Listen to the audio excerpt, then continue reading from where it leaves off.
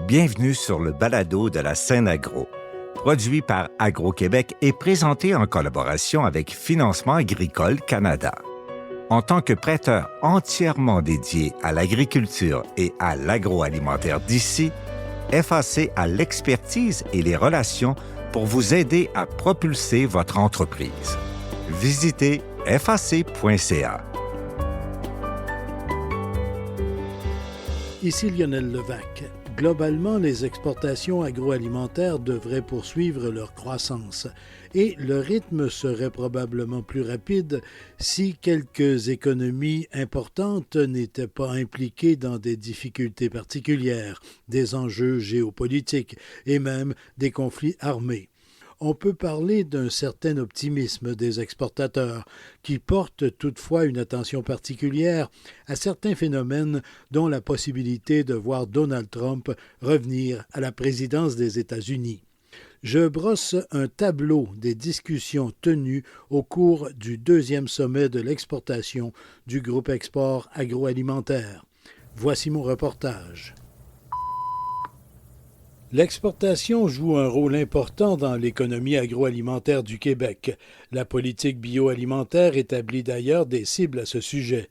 Le ministre de l'Agriculture, des Pêcheries et de l'Alimentation du Québec, André Lamontagne. L'exportation de nos produits bioalimentaires est un moteur de croissance économique et de développement pour le Québec et ses entreprises. Ça, il n'y a pas de doute possible. Notre partenariat avec le groupe Export nous permet de déployer des stratégies d'exportation efficaces qui font briller le savoir-faire de nos entreprises à l'international. Chaque année, vous rendez possible la réalisation de plusieurs activités de rayonnement à l'étranger, comme des expositions dans plusieurs salons internationaux et des activités de formation. Vous offrez aussi un soutien financier aux entreprises dans la réalisation de projets de commercialisation et de développement de marchés individuels grâce au programme de soutien aux exportations bioalimentaires.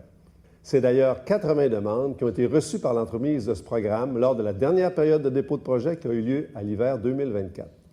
Cet engouement traduit votre ambition de développer des marchés porteurs. Ça représente des retombées économiques estimées à plus de 310 millions de dollars sur les ventes projetées des entreprises sur les marchés extérieurs. En parallèle, votre gouvernement est heureux de contribuer à la création de plusieurs opportunités d'affaires, notamment en accueillant des acheteurs internationaux au Québec. En ce sens, je prends témoin de grands succès des rencontres d'affaires organisées par la Direction d'accès au marché du MAPAC en marge de la dernière édition du CIAL Canada à Montréal. En tant que ministre de l'Agriculture, des Pêcheries et de l'Alimentation, c'est une fierté pour moi de voir le Québec tirer son épingle du jeu dans un marché international compétitif et exigeant. J'ai pu le constater lors de mes tournées à l'international. Les consommateurs internationaux cherchent et distinguent les saveurs uniques du Québec. Vous pouvez en être fiers. Même si certains secteurs font face à un contexte économique difficile, nos exportations connaissent une croissance soutenue. De plus, nous observons une expansion vers de nouveaux marchés, offrant des opportunités importantes à exploiter. Ces résultats démontrent l'innovation et l'engagement de nos entrepreneurs québécois, autant dans la mise en marché que dans l'augmentation de la qualité des produits exportés. Le sommet de l'exportation, occasion d'une annonce fédérale. Francis Drouin, secrétaire parlementaire à l'agroalimentaire dans le gouvernement Trudeau. Le gouvernement du Canada est fier de compter parmi vos partenaires de longue date. Le groupe Export accumule les succès d'année en année. Vous jouez un rôle clé dans le développement de notre économie. Vous offrez à des centaines d'entreprises québécoises l'accompagnement dont elles ont besoin pour se tailler une place sur les marchés internationaux. Pour une PME qui est en ses débuts, comme pour une entreprise établie qui veut consolider ses marchés à l'étranger, vos services valent de l'or. Vous leur apportez l'expertise et la visibilité qu'elles recherchent pour leurs produits et vous les aidez à profiter de l'image revampée de la marque Canada, un symbole de qualité reconnu partout dans le monde. Le gouvernement veut continuer à vous appuyer dans votre excellent travail. C'est pourquoi, au nom du ministre Lawrence MacAulay, j'annonce aujourd'hui un investissement de 5,5 millions de dollars sur 3 ans dans le cadre du programme Agri-Marketing. Ce financement vous permet d'appuyer les exportateurs d'ici afin d'assister à des salons internationaux, de suivre des formations sur l'exportation et de participer à des missions commerciales. Vous les accompagnez dans plus de 10 pays et vous les appuyez dans le développement de leur marché, qu'ils soient pour la première fois ou qu'ils cherchent à agrandir un marché déjà existant. Une partie de vos activités se dérouleront dans la zone Indo-Pacifique où le tout premier bureau commercial d'agriculture et agroalimentaire vient d'ouvrir ses portes. Le partenaire principal du sommet, Financement agricole Canada. André Surprenant en est le vice-président senior au financement corporatif et commerce national. À FAC, nous comprenons que l'exportation n'est pas seulement une stratégie commerciale, mais un élément essentiel de la croissance de l'industrie agroalimentaire. À ce titre, je tiens à reconnaître le travail effectué par le groupe Export dans la création de ce sommet qui permet aux participants d'acquérir des informations stratégiques sur le développement des marchés extérieurs. À FAC, nous sommes fiers d'appuyer les efforts du groupe Export qui, par son dynamisme, contribue à la robustesse et à la croissance de notre secteur. S'il y a quelque chose que nous avons appris à FAC au cours des 65 dernières années, c'est bien la valeur des partenariats. Celui que nous partageons avec le groupe Export démontre notre engagement mutuel à supporter la présence mondiale des entrepreneurs agroalimentaires québécois et canadiens. Le succès croissant des exportateurs témoigne de l'importance d'aller au-delà des frontières. D'ailleurs, les exportations agroalimentaires au Québec ont connu, en dollars constants, une croissance de plus de 2 % par année dans la période de 2020-2023, ce qui équivaut à 8,7 % de croissance. Il y a raison d'être extrêmement fiers. Vous êtes ceux et celles qui travaillent sans relâche pour faire rayonner les produits agroalimentaires d'ici à l'échelle internationale. Votre dévouement et votre engagement collectif sont les moteurs du succès de nos exportations québécoises. C'est une fierté collective qui s'exprime à travers chaque produit qui traverse nos frontières. Christophe Lafougère, directeur du GIRA, Société de consultation et de recherche sur les marchés agroalimentaires, démontre que les exportations traversent actuellement un plateau. Le commerce mondial, c'est intéressant. On a eu cette reprise du commerce mondial, on a eu cette remontée, et maintenant on commence déjà à baisser. Ça veut dire qu'on est de nouveau légèrement en baisse. D'abord, on a une Chine qui ne marche pas très bien en ce moment. Les exportations chinoises reprennent un tout petit peu des couleurs, mais ce n'est pas extraordinaire.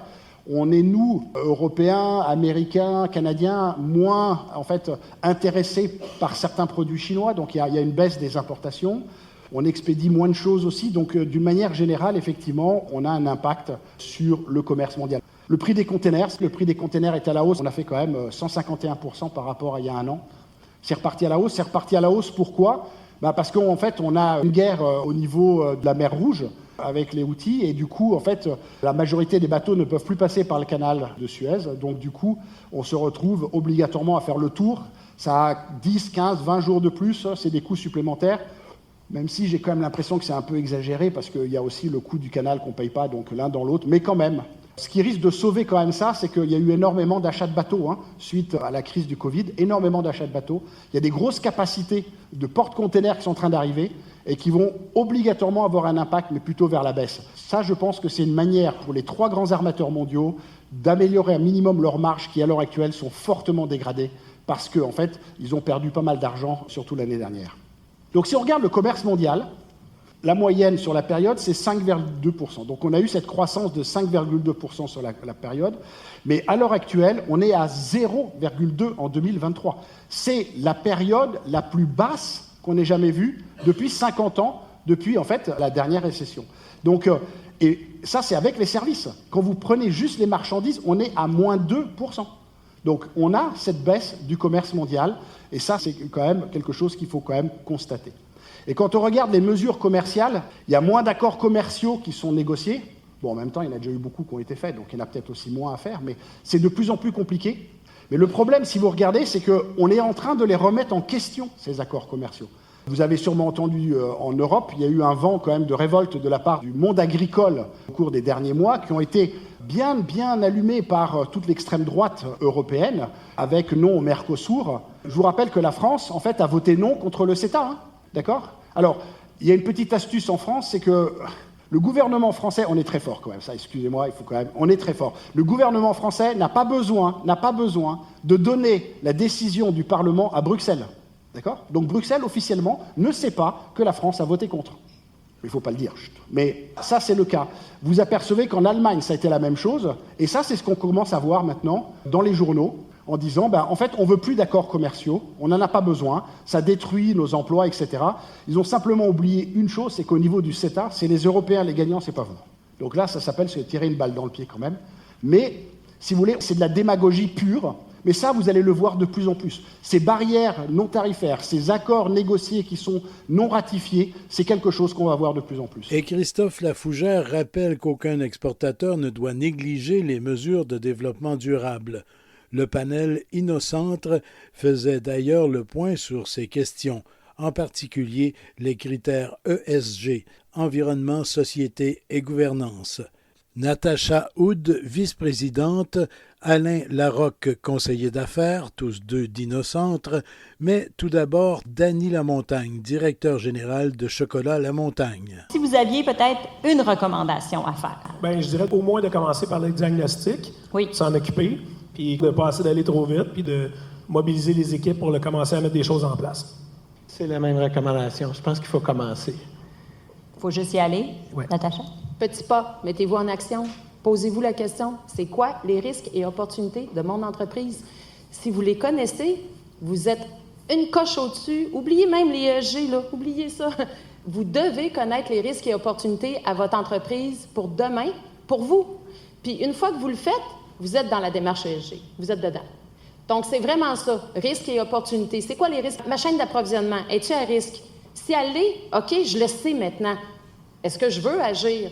Fait qu'au moins, quand vous connaissez le risque, vous décidez si pour vous c'est un risque important, puis si c'en est un, bien, vous agissez. Fait que mettez-vous en action, c'est vraiment super important. Puis comprenez les intentions. C'est pas juste un questionnaire pour un questionnaire, c'est pas ça l'intention des ESG, c'est pour pérenniser votre compagnie. Le but de ça, c'est vraiment ça. Et vous verrez sur le site Agro-Québec que je consacre un reportage entier sur cette question du développement durable avec l'équipe d'Innocentre. Également partenaire du sommet, Veolia, son directeur du développement des affaires, Sylvain Allard. Je m'inscris très positivement dans la continuité des 2 dernières conférences qu'on vient d'entendre, le panel. Je suis un gars d'environnement, je suis un gars de développement durable. Donc, vous n'aurez pas besoin de me convaincre, moi je suis déjà convaincu. Vous avez compris, je suis Veolia, donc le ESG, moi je représente le E du ESG, la partie O en fait. L'entreprise Veolia est heureuse de participer à ce sommet à l'exportation agroalimentaire organisé par le groupe Export, avec près de 213 000 employés dans 58 pays à travers le monde entier. Le groupe Veolia conçoit et déploie des solutions pour la gestion de l'eau, des déchets et de l'énergie, qui participent au développement durable des collectivités et des industries. Avec plus de 170 ans d'existence, Veolia est la plus grande entreprise et la plus ancienne société œuvrant en traitement des eaux. Donc, la transformation écologique, c'est notre leitmotiv tous les jours chez Veolia. C'est notre raison d'être et nous mettons en pratique les objectifs de développement durable de l'ONU, qui sont décontaminer, assainir, purifier, recycler, récupérer, conserver et faciliter l'accès à la ressource. Ce sont nos objectifs d'entreprise et notre métier. Je lâche mon texte pour vous parler maintenant de un peu moi, ma vision. Moi, je continue à avoir de l'espoir. Je continue à avoir de l'espoir malgré tout ce qu'on peut voir à la télévision, le réchauffement de la planète. On doit donner l'exemple. On a le devoir de donner l'exemple. Donc, moi, mon devoir, c'est d'y croire et aussi de passer à l'action et d'agir. Une entreprise américaine invitée à l'initiative d'Exportation et Développement Canada, EDC. Son vice-président pour le Québec, Alexandre Faria. L'exportation PDC, ça fait c'est notre quotidien, c'est notre mandat, c'est qu'est-ce qu'on fait tous les jours. On aide les entreprises d'ici à exporter, à investir à l'étranger, à se développer, à croître et à réussir. Depuis 80 ans, EDC soutient des dizaines de milliers d'entreprises à chaque année et on a soutenu à travers les années pour 1,5 trillion de dollars. Alors, c'est beaucoup de beaux contrats. On est très fiers de ça. En 2021, EDC a décidé de changer sa stratégie et vraiment de focusser sur une stratégie à long terme pour reprendre notre positionnement du côté du commerce international. Parce qu'on avait perdu un petit peu de plume depuis 2004. Un des secteurs qu'on a visé, c'est le secteur de l'agroalimentaire, un secteur qui est important et ça va aider notre stratégie à reprendre notre position. Alors, EDC, on offre des produits financiers, alors que ce soit de l'assurance crédit, du financement, de l'équité, toutes sortes de produits. Également, on offre des conseils, des informations gratuitement. C'est probablement la seule chose qu'on offre gratuitement. Et également, si on n'a pas les réponses, on va vous référer à notre réseau d'affaires qui est quand même assez vaste. Le jumelage, c'est de prendre un acheteur important, étranger, et essayer de le mettre en lien avec des fournisseurs québécois ou canadiens. On fait ça depuis plusieurs années, puis aujourd'hui, on a un bel exemple avec Fresh Market. Le groupe américain Fresh Market se démarque. Ses dirigeants veulent ni plus ni moins répondre aux exigences de ceux qu'ils appellent les amoureux des bons aliments. Michel Beck. Our strategy at the Fresh Market is largely built around our vision, and that is to become one of America's most loved brands. And what I love about this is the word love. It's really about the love of food, because that's what we stand for. When you come to the Fresh Market, you love food. You love the experience. You love the atmosphere. I love love. Et Fresh Market demande de ses fournisseurs des produits uniques. I don't want what Walmart has. I don't want what Sprouts has. I don't want any of those type of things. When I hear that, I'm like, well, I don't want their product. I want something that's unique to me. So that's something that we really drive hard into.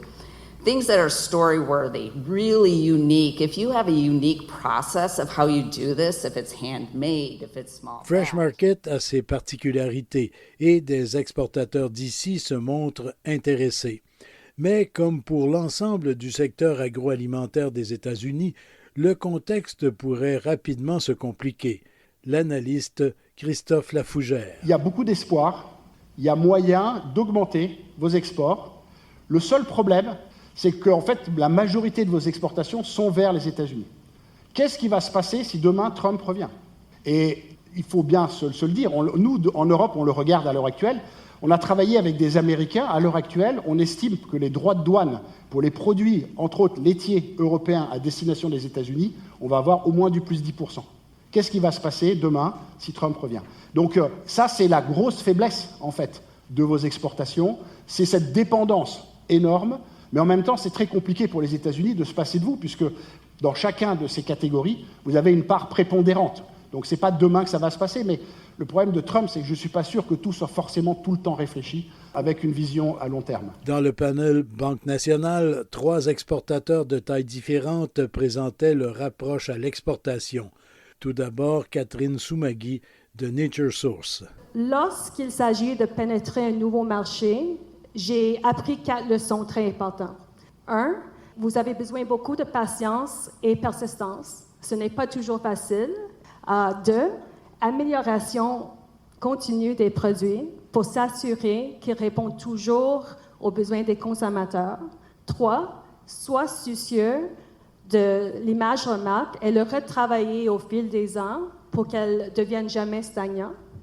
Et continue de travailler la reconnaissance de votre produit sur d'autres marchés, incluant le marché local, parce que la crédibilité sur un marché, c'est un très, très bon argument de vente sur d'autres marchés. Philippe Leblanc est président de la distillerie Mariana. Oui, le modèle d'affaires pour nous, c'est effectivement assez unique au monde avec la SAQ. On en entend beaucoup parler dans les médias, justement, là, de la difficulté des distilleries. Puis je pense que développer l'exportation, pour nous, c'est pas un choix, mais c'est une nécessité. Puis, en étant une petite entreprise, on n'a pas des gens dédiés à 40 heures semaine au développement des affaires internationales, mais il faut le faire. Donc, dans notre cas, on sélectionne quelques trade shows assez majeurs dans le vin spiritueux en Europe, en Asie, aux États-Unis. Puis plus le trade show il est gros, mieux c'est nous, parce qu'il y a vraiment tout type d'importateurs. Puis on va essayer de trouver un importateur qui a un bon fit avec notre taille d'entreprise. Puis on va y aller pour un Blue Ocean versus un Red Ocean. Là, c'est des vieux mots, mais ça s'applique encore. Tu sais, comme présentement en France, on vend des full containers, mais à un distributeur qui fait des marchés de Noël, qui fait du tasting aux consommateurs, du B2C dans 20-25 marchés de Noël à travers la France. Idem en Suisse. Puis c'est un segment de marché que les Bacardi de ce monde, les Pernod Ricard de ce monde n'ont pas vraiment de temps à perdre. Mais pour une PME, 2-3 containers complets, c'est intéressant, surtout avec des marges à valeur ajoutée comme nous, tu sais. Et l'animateur Michel Sirois, vice-président agroalimentaire à la Banque nationale, échangeait avec Anne Letourneau, vice-présidente marketing, innovation et développement chez Bridor. Chez Bridor, on a une taille raisonnable. On est dans tous les créneaux, là, que ce soit l'hôtellerie haut de gamme, au dépanneur, au corner store, mais on adapte la sélection de produits en fonction du segment, naturellement. On a notre propre force de vente. On se fait beaucoup appuyer. On a engagé des chefs corporatifs. C'est important d'expliquer et de montrer aux gens comment faire. On trouve ça simple, un croissant, puis c'est pas très cher, 3-4 $. Mais il y a une complexité pour avoir un bon croissant feuilleté, croyez-moi. Donc, on accompagne aussi nos clients chefs avec nos chefs corporatifs. Donc, on parle de vendeurs, de gens qu'on appelle aussi des market operators, qui ressemblent un peu à des marchandiseurs, des chefs. On va utiliser des brokers si on va dans des segments précis, par exemple le segment des universités, segment hospitalier. Donc, on va utiliser certains brokers. Fait qu'on a l'ensemble de ces réseaux de distribution-là. Puis, naturellement, nous aussi, on va faire les shows appropriés, les shows distributeurs. On va faire des NRA, des IDDBA, le coffee show. On va faire des shows qui sont appropriés à nos target market. Donc, les stratégies pour chercher des nouveaux clients précisément, c'est vraiment d'aller dans les trade shows, mais ensuite de ça, qu'est-ce que vous faites chez Bridor pour justement aller convertir ces on va faire du démarchage puis beaucoup de présentations. Il y a des opportunités beaucoup dans le marché. Les regroupements d'hôtels, les très grands regroupements d'hôtels, les Marriott, les Hilton de ce monde, ont des salons internes avec lesquels vous pouvez aller faire des présentations.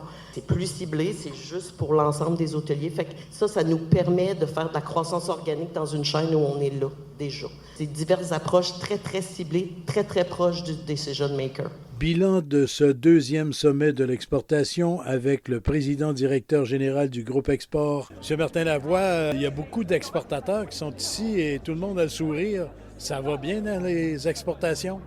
Oui, je pense que ça va très bien. On a battu un record d'exportation cette année là, avec 11,7 milliards de dollars, mais aussi on voit une belle diversification là, des exportations. C'est plus un ou deux secteurs là, qui sont forts au Québec, mais vraiment tous les secteurs. On a plus de 5 secteurs qui sont en haut du milliard de dollars en exportation. Puis je pense que les gens aussi ont un grand sourire parce que le contenu a été très, très pertinent, là, que ce soit pour les perspectives mondiales à l'exportation, mais aussi, je pense que les panels ont été vraiment intéressants, là, que ce soit partager les expériences en tant qu'exportateur ou le côté des ESG. Ça a été vraiment une journée bien remplie. Avec aussi nos invités de Fresh Market, il y a eu des rencontres B2B toute la journée, des rencontres d'affaires, donc une trentaine de rencontres en matinée qui se sont poursuivies aussi dans l'après-midi. Donc, il y a vraiment plein de bonnes raisons pour les participants aujourd'hui d'avoir le sourire. C'était une journée bien remplie, à la fois pour des rencontres de prospection commerciale et même d'entente avec The Fresh Market, entre autres, qui était ici. Une chaîne américaine, c'est un groupe américain et qui offre toutes sortes de possibilités là, avec des produits particuliers. Mais les panels, cette année tout particulièrement, ont été très appréciés. Oui, l'an passé, le panel d'exportateurs avait été vraiment un point fort, donc c'est quelque chose qu'on voulait vraiment répéter. Et cette année aussi, avec le panel ESG, organisé par InnoCentre, et un exportateur qui était Chocolat La Montagne, je pense qu'on a eu vraiment un excellent mix de partage là, de deux experts en matière d'ESG et le côté entrepreneur qui vient vraiment démystifier la question des ESG, le rendre vraiment plus pratique, vraiment un aspect financier, un aspect d'opportunité, d'être proactif, prendre des démarches, faire un bilan en termes ESG, puis voir les opportunités, puis en profiter. Donc tout ça, je pense que c'était vraiment positif. Il y aura une 3e édition? Oui, bien sûr. Le format qu'on a changé, au lieu d'avoir un AGA typique, l'idée derrière le sommet, c'est que le temps des exportateurs est précieux, des gens d'entreprise, donc leur donner le plus de valeur possible et raccourcir le plus possible le temps de notre AGA là, sur l'heure du midi, un peu pendant le lunch, mais le reste de la journée est pensé là, pour donner de la valeur à nos membres et aux exportateurs. Une pierre deux coups. Exactement. Merci beaucoup. Merci. Ici Lionel Levac. L'édition 2023 du Sommet de l'exportation était déjà excellente. En 2024, on a réussi à encore bonifier l'événement. La barre est haute donc pour l'an prochain. Au revoir. Vous avez aimé ce contenu? Suivez la scène agro pour rester à l'affût de l'actualité agroalimentaire. Merci et à bientôt.